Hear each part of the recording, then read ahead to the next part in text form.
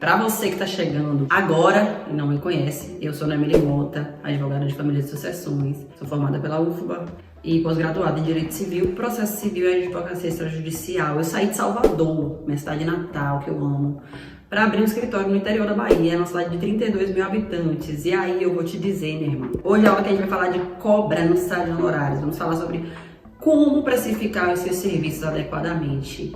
Que absurdo falar sobre isso. A gente devia aprender isso na faculdade, mas a gente não aprende nada sobre advocacia na faculdade. A gente só aprende letra de lei, né? Doutrina jurídica, jurisprudência. Enfim, a gente introduziu um pouquinho a temática da aula de hoje na última aula, quando nós falamos de investimento mínimo na advocacia, certo? Porque não é possível advogar sem nenhum centavo. Né? A gente precisa ter um investimento mínimo, já falei para você um pouquinho na aula passada e hoje a gente vai falar sobre isso de forma mais aprofundada. Como todo e qualquer empreendimento, a advocacia requer investimento. Investimento, né, gera custo, gera despesa e você precisa entender quais são os seus custos fixos, variáveis e eventuais na advocacia. O que, pois é? Ninguém te fala isso na faculdade, né? O pessoal só fala pra você, você sai da faculdade, você faz a prova da OAB, você abre o escritório. Hoje, se você quiser, você nem abre o escritório. E eu vou dizer que depende. Então, vamos falar sobre estes custos agora. Primeiro, considerando a sua estrutura. Pensar nessa estrutura que você quer oferecer para o seu cliente conforme a demanda dele e listar os custos que você vai ter inicialmente. Então, se é o escritório físico, como esse daqui que eu tô gravando para vocês, né? Que eu já comecei com o escritório físico, a louca, abri o escritório 6 meses depois de formar.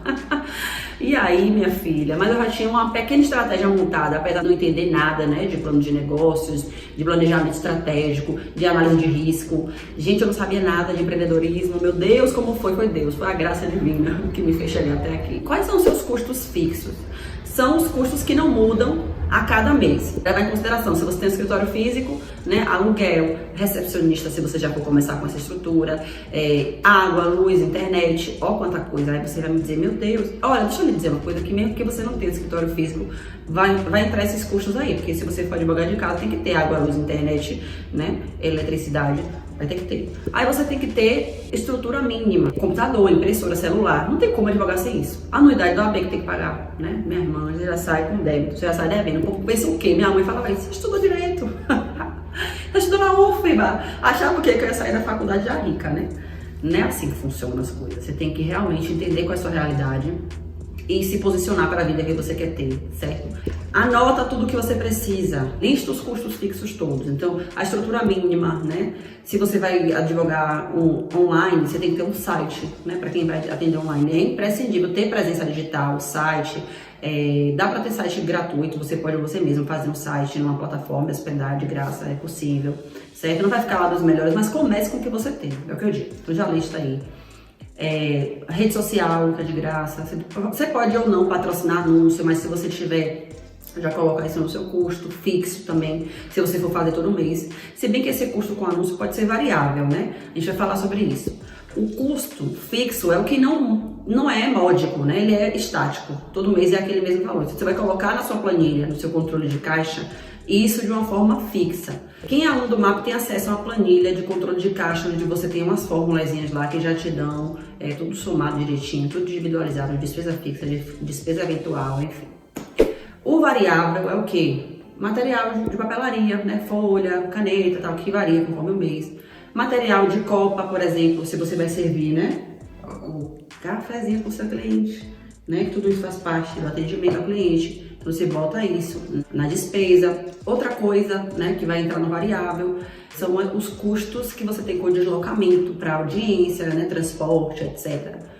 Tem que colocar, mas eu não tenho escritório físico e você não vai para audiência não, agora tá tudo online, mas já tem lugar que está sendo presencial, diligência, despacho, atividade extrajudicial em cartório. Você não se desloca, então tem que colocar o custo com transporte também, minha filha. Porque esses custos vão entrar na cobrança dos seus honorários, né? Você tem que precificar a sua hora com base nisso também. Além dos custos fixos, dos custos variáveis, você também tem que ter bem organizado os seus custos eventuais. Custo eventual, sim, coisa que você não paga todo mês, né? Paga, sei lá, a cada 6 meses ou a cada ano. Por exemplo, eu que tenho escritório físico e aqui em Capim Grosso a prefeitura acha de cobrar o quê? Alvará de funcionamento. Não é toda cidade que tem, né, necessidade para advocacia. Aqui eu tenho que ter alvará, mesmo não sendo uma atividade de risco, né? A prefeitura exige, eu tenho que pagar uma vez por ano minha taxazinha lá né, de funcionamento. Então é um custo que é eventual. A anuidade do AB, se você paga também uma vez por ano, pode na despesa eventual. E aí isso tudo vai servir para você precificar sua hora, né? Como que você vai fazer isso? Eu já listei todos os custos, etc, etc. Vem aqui que eu vou te contar agora. Agora que você sabe quais são os seus custos fixos, você tem que ter bem clara na sua cabeça qual é a sua jornada de trabalho. Quantas horas por dia você se dedica ao seu escritório e quantas horas por mês você se dedica ao seu escritório. Como assim? Você vai calcular, você trabalha de que horas até que horas? Das 8 às 18, né? De segunda a sexta, 22 dias por semana, né? Tô falando aqui de um horário padrão, que inclusive é a maioria do regime CLT, né? Geralmente é isso. Eu comecei trabalhando, sabe quantas horas por dia, gente? No começo é assim, viu? Não vou enganar vocês não. Vocês estão achando que você vai trabalhar só 4 horas por dia, sexta-feira, meio-dia, você vai sextar? Quando você tem seu próprio escritório, você vai trabalhar 14 horas por dia, como eu trabalhava no começo. Agora eu trabalho bem menos, né? Porque agora eu já estou mais estruturada. No começo, até você pegar o ritmo, até você organizar tudo, até você estruturar tudo que você precisa estruturar para o seu escritório rodar sozinho, né? Não depender totalmente de você. Minha filha, são horas, viu, de trabalho. Então, 16 horas eu trabalhava por dia, lembro, no começo. Mal dormia, mal comia. Nossa, minha mãe vivia brigando comigo porque eu nunca respeitava minhas pausas para almoço e etc. Porque eu estava tão empenhada ali em fazer as coisas acontecerem, em estudar marketing, em estudar mais sobre a minha área de atuação, né? Porque eu fui me fazendo no momento em que eu fui ofertando os meus serviços. E a maioria de vocês vai ser assim. Não vai dar tempo, gente, da gente ficar pronto. A gente vai ter que se fazer no caminho. A coragem vai ter que encontrar a gente no caminho. Vocês têm que ir. Se não sair da zona de inércia, né, da zona de conforto, não tem como melhorar. Você tem que começar agora com o que a gente tem. Principalmente, minha filha, você nasceu guerreira, não foi herdeira não. Então vá logo fazer essas coisas para depois você ir melhorando, certo? Quanto tempo você se dedica para prospecção de clientes? Prospecção de clientes, como assim? Você está saindo do escritório, né? Está fazendo contato, está produzindo conteúdo, tá fazendo reuniões, né, com a galera que você conhece para fechar parceria, tá tentando, né, fazer realmente networking, porque é isso que vai te trazer clientes pro escritório, não adianta. Olha, gente, o pior erro do jovem advogado, viu? Abre o escritório, bonitinho, bem localizado, senta aqui e espera o cliente chegar. Não espera o cliente chegar, não pode esperar o cliente chegar. Então você tem que colocar esse tempo que você tem aí, né, de dedicação para prospecção de clientes, que nós falamos na aula passada sobre isso. Você tem que colocar isso aí como hora de trabalho. Isso é trabalho, você não tá ali brincando de fazer amizadinha, né? Quando eu ia segunda-feira, todo dia pra feira, quando eu fui fazer contatos, fui realizar eventos para a comissão que eu fazia parte na época de promoção da igualdade racial. Quando eu fui fazer tudo isso, foi estrategicamente pensando, não preciso fazer contato, preciso de visibilidade. Não foi tão estratégico assim, porque eu não alinhei o tema com a minha área de atuação, até porque na época eu nem sabia qual era a minha área de atuação. Hoje eu sou familiarista, falei isso pra vocês na aula passada. Na época eu não sabia com quem eu queria trabalhar, hoje eu sei com quem eu quero trabalhar. Então hoje eu já sei pra onde eu me direciono, com quem eu converso, como eu converso com aquela pessoa. Então vocês têm que entender disso tudo e colocar isso na sua jornada de trabalho. Tem que ser intencional, né? Tem que ser estratégica. E você não tá aqui brincando, né, de empreender não, minha filha. Você tá aqui fazendo acontecer a sua vida porque você quer ser boss, né? Outra parte que você tem que colocar na sua jornada de trabalho é o tempo de venda. Tempo de venda? Sim. O fechamento do contrato de honorários, a negociação com o cliente. Sabe quantas vezes a gente tem que negociar com o cliente para ele fechar o contrato? Tem cliente que é ótimo. Quando ele tá totalmente alinhado, ele sabe o que ele quer, ele chega no dia da consulta, assina o contrato, te paga tudo e já vai. Nossa, quando isso acontece, a gente zera a vida. Mas tem cliente que vai pensar, vai falar com o marido, vai falar com a mãe, vai falar com os irmãos quando é inventário. E aí você tem que fazer um trabalho de remarketing ali com ele, né? Deixar ele em stand-byzinho, para poder você, né, depois procurar ele e aí vamos fechar, você não falou comigo, tal, tá tudo bem. A pessoa, eu não sei o valor, não sei o que, não quer pagar. E esse tempo de venda, você tem que colocar, porque você tá trabalhando, você tá fazendo o quê? Tá brincando com o cliente? Não, tá trabalhando, né? Então bota isso na sua jornada de trabalho. O tempo de atividade jurídica, que acho que você vai ver que o tempo de atividade jurídica é o menor tempo dentro do seu escritório, o tempo que você para peticionar. Hoje eu vejo que a minha atuação é majoritariamente, principalmente quando você aprende a delegar, né? Tipo, eu delego muita coisa hoje. Quero delegar ainda mais, eu ainda sou muito controladora com as demandas de famílias, porque eu não confio muito, né, em delegar essas demandas tão delicadas, ainda mais porque eu atuo em causas complexas, né, principalmente por ser uma advogada especializada, aqui na minha comarca. Mas enfim, você tem que colocar na sua jornada de trabalho o tempo de peticionamento, certo? O tempo que você se dedica para fazer as peças, para fazer as manifestações, tudo isso, né? A consulta jurídica, etc. Isso aí já é mais fácil, né, quantificar, isso aí você já sabe. E outro ponto que você tem que colocar dentro da sua jornada de trabalho é o quê? Gestão do escritório. O que é gestão? Planejamento, né? Estabelecimento de metas, gerenciamento de risco, gerenciamento de equipe, gerenciamento de tempo, gerenciamento financeiro. Ó quanta coisa!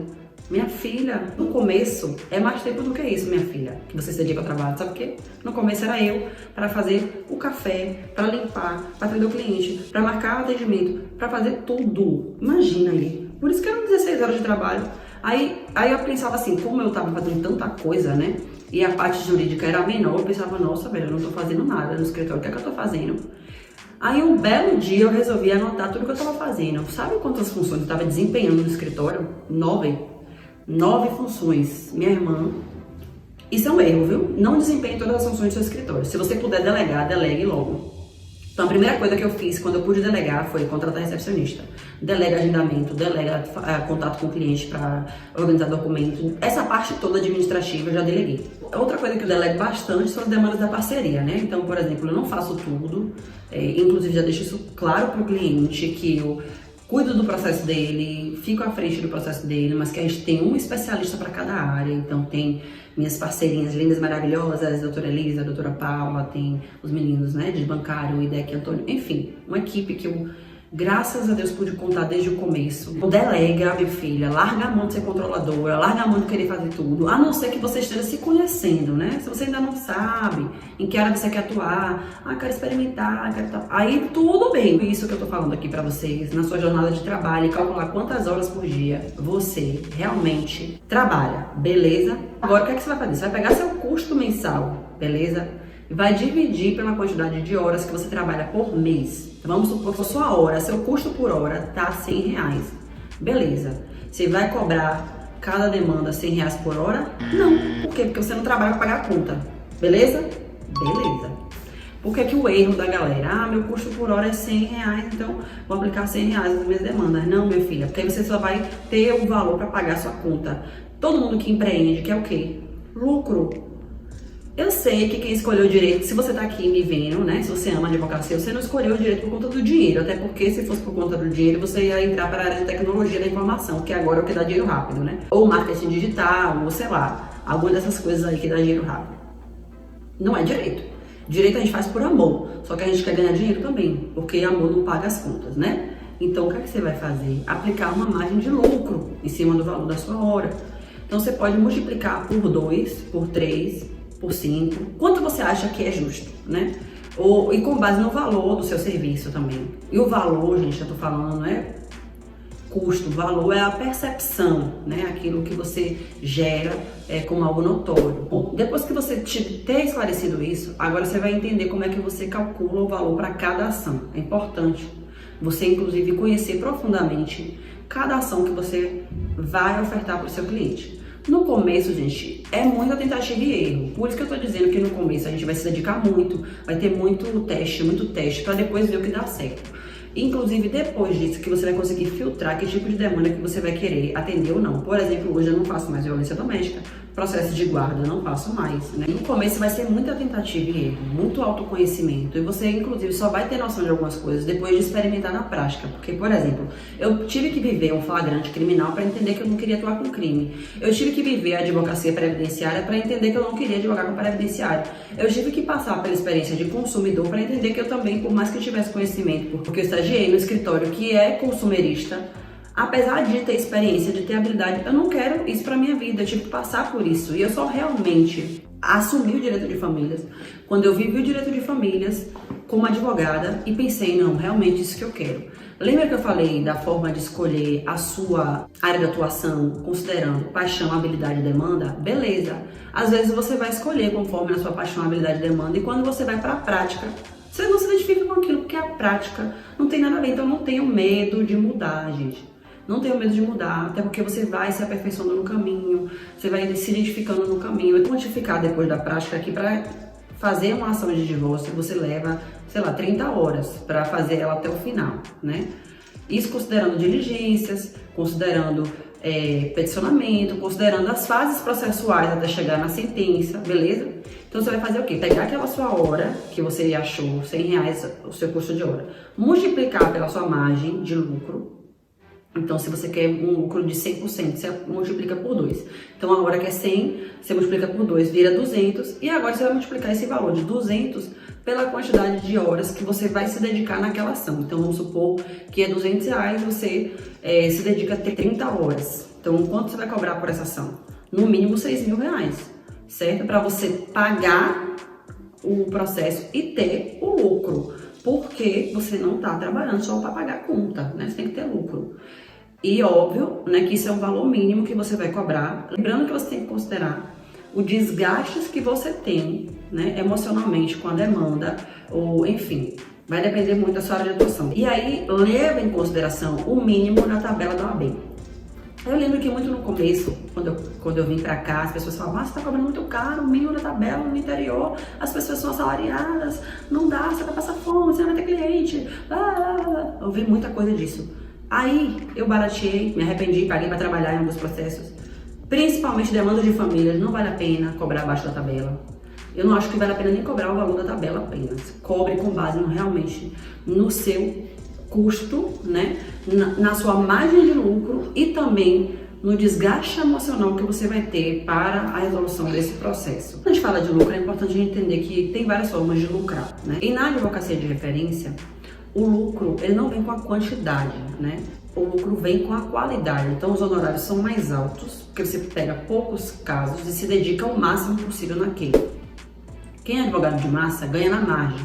Então, quando você vê um advogado que, não cobra consulta, quem cobra consulta é não sei o quê, advogado não cobra consulta, advogado não pede consulta. Essa galera aí, a galera que diz que a advocacia tem que ser escalável, que funciona para muitas áreas de atuação, mas eu acho que para o direito de famílias é um tiro no pé. Porque direito de família é uma área muito humanizada e é muito específica. Não existe um caso de família que chegue para mim que seja igual ao outro. Por mais consensual que seja, cada um tem uma especificidade, cada um requer um atendimento especializado. Existem formas e formas. Então, a consulta é um serviço, certo? Se você para, por exemplo, como eu já parei 4 horas na consulta jurídica, como é que eu vou atender esse cliente 4 horas? Não cobro. E aí, depois, corre o risco do cliente não fechar, porque a depender da sua maturidade com técnicas de vendas, você não vai conseguir fechar, porque tem toda uma estratégia para fechar um contrato de honorários. E quanto mais segurança você passa para o cliente, mais suas chances, né, de fechar o contrato. Enfim, eu acho que você tem que valorizar seu trabalho intelectual. A consulta jurídica é um trabalho.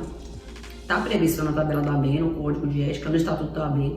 Então, a gente tem que levar em consideração isso, certo? Então, quando a gente fala de lucro, né, leve em consideração todos os serviços que você pode ofertar, né?